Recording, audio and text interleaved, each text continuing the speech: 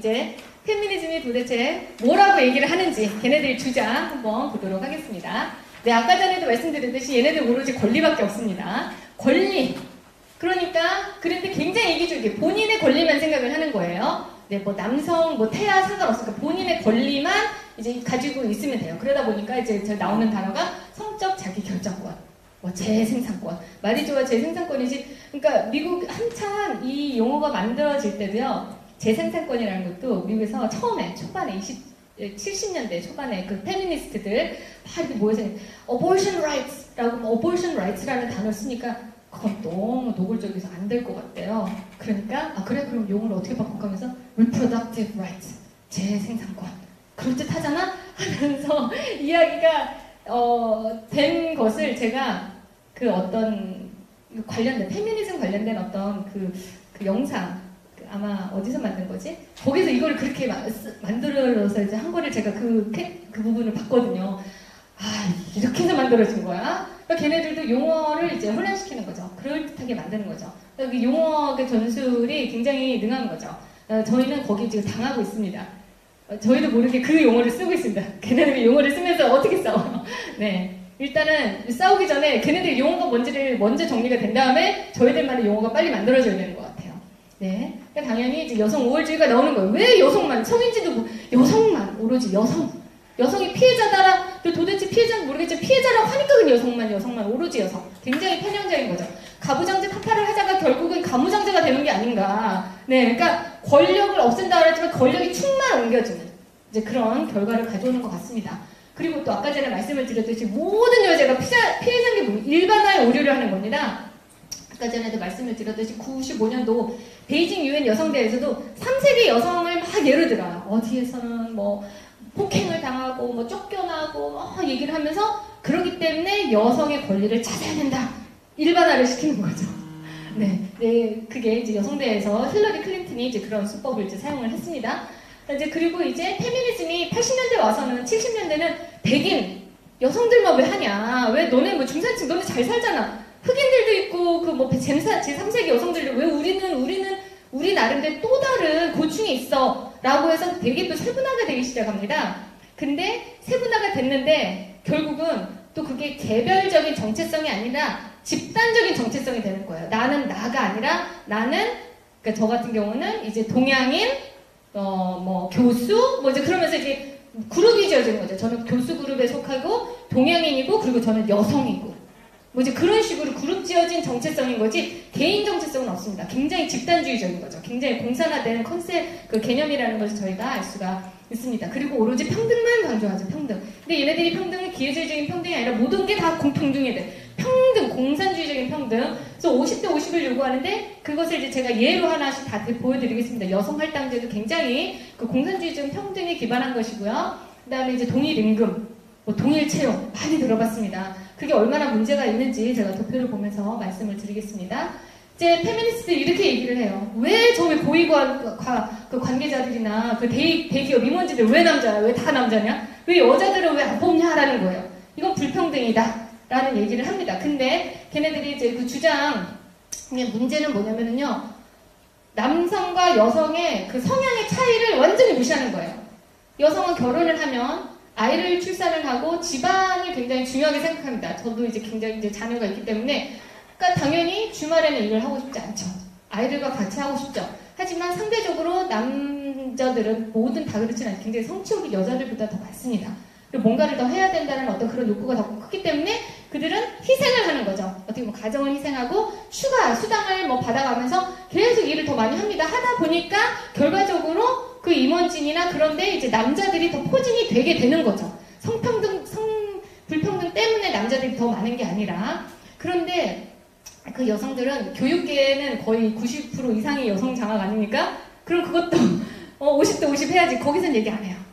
그런 얘기는 안 하고 또 남자들 산비업종 거기서도 그러면 똑같이 해야지. 군대도 똑같이. 근데 그런 건 얘기를 안 해요. 오로지 권력. 리더십 자리에 왜 여자가 없느냐. 이제 그런 이야기가 이들의 주장입니다. 네, 두 번째. 임금 격차 왜 여자는 69%밖에 안 받아? 그러면 성차별이네. 라고 얘기를 합니다. 실제 고용노동부에서도 이런 도표를 딱 냅니다. 뭐 양성평등 거기에서도 도표 막 이런 도표를 내요. 그러면 딱 결과적으로 봤을 때, 아, 진짜 나는 못 느끼지만 뭔가 성차별이 있는가 봐. 라고 되는 거죠. 근데 여기에는 어떤 문제점들이 있냐면, 여성이, 저도 그렇지만 인문학 계열이나 이렇게 뭔가 좀 취업률이 낮은, 아니면은 좀 월급이 좀 적은 그런 직종에 종사를 하는 경우가 되게 많아요. 그리고 자기 위험수당 같은 것도 이제 받지 않고 그냥 쉽게 가고 싶은 이제 그런 성향들도 있고, 그리고 남자분들은 조금 더 이제 강도 높은 아니면은 뭐 이공계열이나 그런 데는 조금 더 월급을 상대적으로 더 많이 받거든요. 그러다 보니까 결과적으로 남자가 더 많이 받는 것처럼 보여지기도 합니다. 그리고 여자들은 또 출산 휴가 있지 뭐 있지 이제 그러면서 휴가를 받으면 당연히 이제 임금도 줄어들죠. 그러다 보니까 결과적으로 여자가 작은 거지 다 고려했을 때 임금 격차가 없다라는 거예요. 근데 항상 얘네들은 결과적인 것만 보고 얘기를 합니다. 결과적인 거. 네, 공산주의적인 거죠. 그리고 아까 전에 수학, 과학 거기 왜 여자가 없냐는 거죠. 근데 왜 인문학에는 왜 여자만 있습니까? 그 얘기는 안 해요. 수학, 과학 분야 여자 없네? 그러면 더 많이 채용해라 라는 겁니다. 근데 대부분의 머리가 이제 여성들보다 남성이 굉장히 수학적인 어떤 머리가 더 있다고 합니다. 생물학적으로. 이제 그러다 보니까 성향적으로 가는 거죠. 타고난 어떤 차이가 있기 때문에. 그리고 또 네 번째, 소방관, 경찰관 채용에 있어서 너무 남자들만 많다는 거예요. 성차별이라는 거죠. 그래가지고 지금 결과적으로 어떻게 됐냐면 이게 결국 체력적으로 여자 남자가 차이가 있을 수밖에 없지 않습니까? 걔네들 그걸 인정하지 않아요. 여자들도 능력 있어. 하다 보니까 채용을 할 때 똑같이 채용을 해야 되다 보니까 남자들의 기준은 굉장히 높아져야 돼요. 여자들의 기준은 확 줄어듭니다. 저희도 그 턱걸이 할 때 걸러만 있지 뭐라고 합니까? 이걸 안 하지 않습니까? 그거 안 하잖아요. 여자들은 매달려 있기만 하면 되는 거거든요. 그러니까 그런 식으로 기준이 달라요.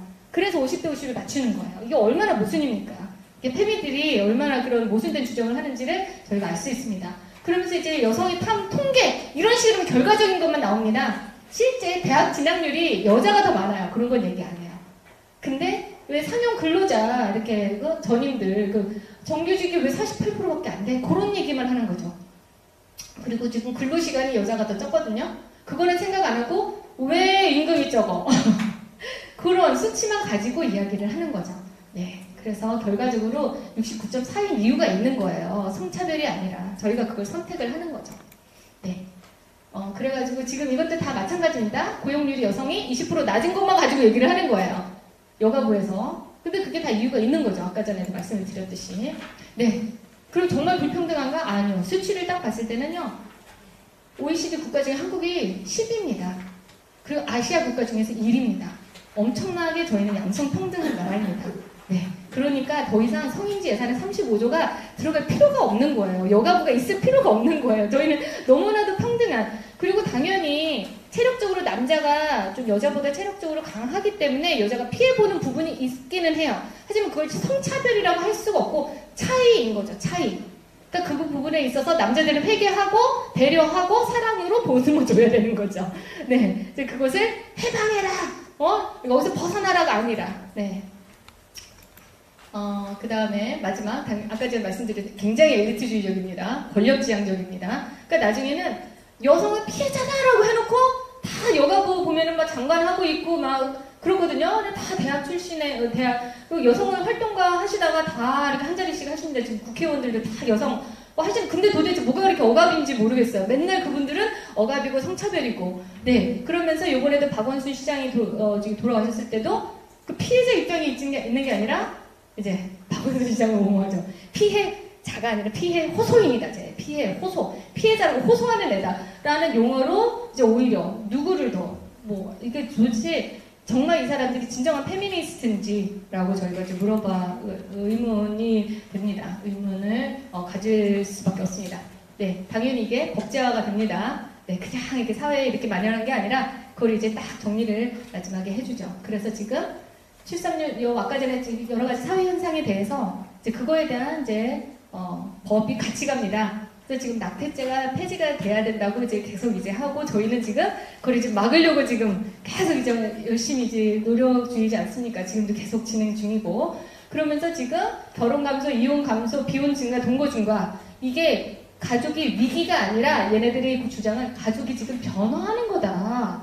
지금 가부장제가 해체되는 거다. 이거 얼마나 바람직한 현상이냐. 변화하는 거다 하면서 지금 건강가정기본법을 개정하는 거예요. 그래서 가족을 빼는 거예요. 가부장제의 그 개념을 떼는 거죠. 변화하는데 그 변화하는 흐름에 맞춰야 된다라는 거죠. 그러면서 비혼 출산도 지금 저희가 저번에 포럼을 했지만 비혼 출산 제도를 만들어야 된다. 얘네들 보호해줘야지. 이제 그렇게 가는 거죠.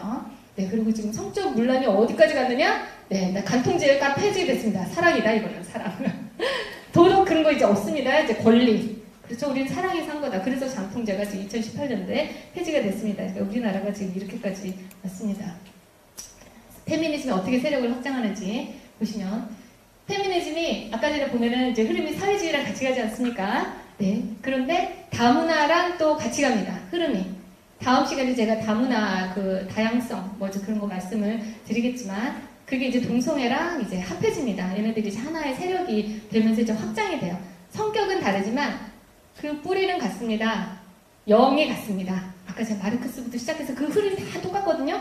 이제 분파가 달라가지고 달리 보이지만 솔직히 다 같아요. 네. 그러니까 서로 연대합니다. 연대하니까 얼마나 세력이 확장됩니까? 그러니까 반대 세력을 이제 얘네들은 쳐내야 되는 그 반대 세력이 저인 거죠. 우리 기독교인들 진리를 수호하고 도덕을 외치고 보편적인 질서를 외치는 저희들이 이제 오게 튄 거죠. 그 저희들을 제거하기 위해서 이제 법이 만들어지고 그러면서 이제 차별금지법으로 입을 막으려고 하고 그래서 뭔가 학생 인권조례 권리만 외치니까 모든 게 인권입니다. 5학년 제 아들도 보니까 5학년 한 챕터 도덕책인 거 어디 인권이더라고요. 인권.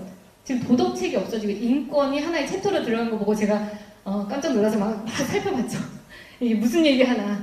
그러니까 이제 엄한 얘기를 하는 게 아닌데 얘네들은요 대놓고 엄한 얘기 하지 않습니다. 은근슬쩍 그 살짝 그거.